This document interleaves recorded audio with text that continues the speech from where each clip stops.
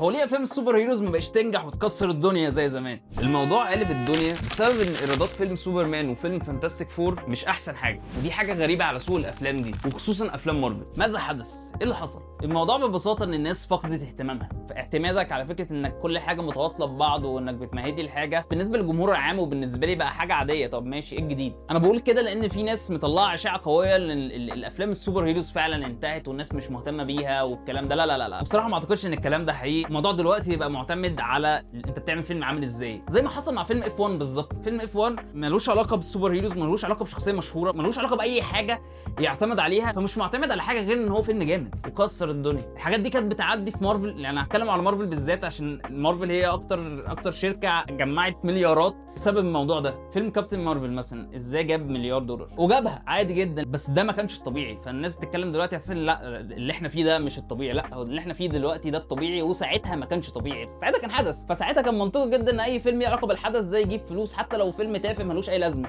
ففكره ان مارفل وقعت وان لا لا لا خلاص ودي النهايه ولازم السي اي او بتاع الاستوديو يمشي ويجيبوا حد مكانه، هي مش كده. هي اللعبه كلها دلوقتي يعمل فيلم حلو هتفرج عليه، يعمل فيلم وحش هديك فوق دماغك، خلصت. وبس كده، اكتبوا لي رايكم في الكومنتات. سلام.